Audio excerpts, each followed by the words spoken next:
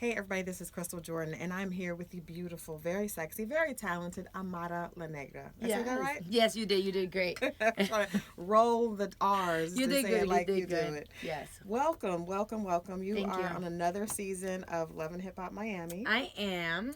How's everything going so far? Well, to be honest, you guys are watching. You guys know what's happening. And right now I'm in a space of, restructuring my team and just, reorganizing myself. Things don't always turn out the way that you plan. Right. But, it's part of life. And, I'm just dealing with it and just showcasing now my personal life as well, which I've always been very, not secretive, but just very private about it. And, I don't know. I just want people to see a different side of me this season. Okay, so you said that you're showcasing your personal life. Yes. We're gonna see you in a love interest a little bit. And so how's that? How are we gonna? What can we expect to see from that this season? Well, I can tell you haven't been watching the show, so I'll tell you this much: everybody already knows about my personal life, and they know that I'm with MJ, which is Shay's brother.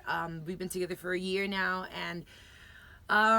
He's very protective over me, and he has confronted my manager about, his own thoughts of things that happened. And, he's very outspoken. And, they've showcased also the relationship with him and my mother because we all live together. Okay. And it's been a lot, but I know you guys have been watching. Absolutely. I've heard about it. I wasn't exactly sure if this is so this is something that's been going on for a year. Yes. Okay. Let me ask you this. Coming into that relationship, I would assume because you had a lot of, you were everywhere. People Magazine, all over the place. Your first debut with Love and Hip Hop Miami. Were you a little apprehensive about getting into a relationship with someone after you were at that level at that status? Was that difficult to kind of trust somebody? It is always difficult. It's difficult for a woman, period, to find a good man or be in a relationship or be trustworthy of allowing a man into your space. So it's always difficult. Most definitely when you're successful or when you're in a space of growth, it is hard to say, okay, I'm going to allow you to come into my space or and be in a relationship. But eventually at some point you have to let go a little bit because, hello, we all want love. We all want to feel that we're cared for, and we all want to go home to someone. So sometimes you just have to let your guard down a little bit. Yeah. Yeah. So are you in love? I am. That's awesome. Awesome. Okay. Well, it's good I think it's cool that you're allowing people to see that because I do think like you said, everyone wants to be in love. And sometimes when we see people go through that, it can help other people kind of relate to that. Yeah. The first season, we saw you talk a lot about colorism. And it's interesting because I was interviewing a few of the castmates from this dating show. Yes. And a lot of the comments were from brown-skinned women that felt they were oftentimes judged because of their skin color. And I think what you did kind of brought a lot of light to the fact that that's still an issue. It is. And I just feel that a lot of people, I felt mainly hurt when I saw people talking about, me doing clout chasing or me doing it for pity or whatever. And to me, it's like, I've always been honest. Colorism and racial issues don't only happen in America. They happen all around the world. And they happen even in my own community. So it's something that is still there. I wish that it weren't to be, but in order for that to happen, you have to stand up and say something about it. You know, we all want to see change, but nobody has the guts, the balls to stand up and say, this is what's happening, what we're going to do. Right. Did you get a lot of people, oh my gosh, a lot of women reaching out to you? Because that little bit of snippet, I had a lot of women just saying, thank you so much for saying that. What was the response from women that were kind of like championing you, the fact that you mentioned that on the show? You know what? I always say that at the end of the day that you die, you don't take any jewelry, you don't take any money. You take the things that you did and the way that you impacted others. And that's really what matters to me at the end of the day. I want to know that my life mattered. I want to know that I will be remembered. I want to know that when my life mattered in this world because I was able to impact somehow. And even the little bit that I was able to do in my eyes makes me feel good about myself. I was able to inspire, to motivate others, to start a conversation that needed to be had. And we're still not even finished. This was just the beginning. So I still work as an activist. I still, I still support my people. And I don't want to just make it about Afro-Latinos. It's just, it's just about fighting for what's right, period. Because I don't think that is a colorism issue affects women everywhere. Yeah. And I didn't realize how much, from the Latino community to African American to even Indian community, like it's just a global thing. Yes, I most definitely agree.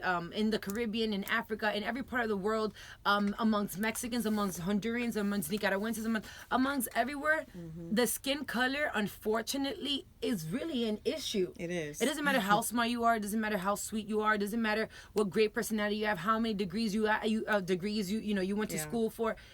The color really affects the way that people perceive you. It does. It does. And I think people assume it's like a preference thing, but if it's ingrained in you and you're taught that means lighter skin is better, then it's not necessarily a preference. Nobody is born racist. Right. Okay? Nobody is born with this mentality. It's something that has been instilled in you. It's something that you've been seeing. It's something that you've been told.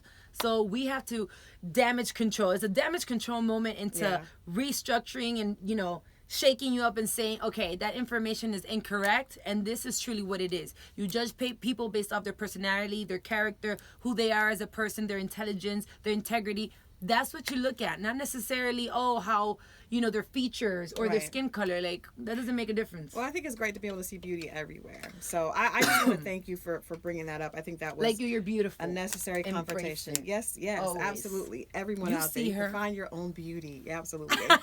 But speaking of beauty, I did get a chance. I have not seen all the episodes of Love and Hip Hop Miami, but I did see you in Fall Girl on Netflix, and you did a great job. You have this energy that comes across on screen. How was that? Because you were like the lead role. How was that experience in doing a movie, a full feature film where you were the lead? I most definitely want to thank Chris Stokes for giving me the opportunity, the director Chris Stokes, for giving me the opportunity of being the lead in this movie. A lot of people don't like to give opportunities to new acts, to new talent, and he did, and I am so grateful for that. It was my first time doing a movie as a lead. I had done little parts here and there, but never a full-blown movie like this, and then it went from being showcased at BET to now we're in Netflix. And it means a lot to me because it just, it gives me hope for the future, and it's only one of many to come, and I pray that I'm able to do a few more this year. Yeah, I'm sure you will. Once the Brown Girl Cast, you guys definitely got to check that out on Netflix. Now, let me ask you, in addition to skin color things, there's also, like, people make assumptions about women because if they're very sexy, like if they're if they embrace their femininity and their sensuality. How do you think that has worked in your favor and against you? Because a lot of times people make assumptions based on the fact that you are comfortable, obviously, in your femininity. Right. But my love, let me tell you something, okay? If you don't like it, guess whose problem it is? Yours. Because I feel comfortable in my body. Absolutely. And I feel comfortable. Look, I've always been honest. Look, I have cellulite, I have stretch marks, I have everything. What? You know what I mean? This is just who I am. It's a woman. Nobody is perfect. Listen, to all of y'all that think these Instagram pictures is legit, for the most part, is not. And for those girls that work out, hey, my respect for those girls who are eating their veggies every day and you're in the gym 24 hours. But at the same time, we're not all built the same way. Right. We're not all set up the same way.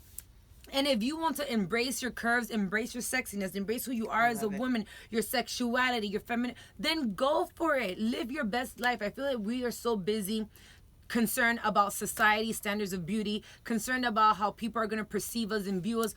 Oh, well, and it is true. A lot of people do judge based off, she dresses too sexy. Right. She da-da-da-da. But if then you don't do it, they'll still have something to say. Then she's not confident, or I do believe that there's certain limits, right? There's certain limits and certain boundaries, certain things that we must respect, like if there's children around or whatever the case may be.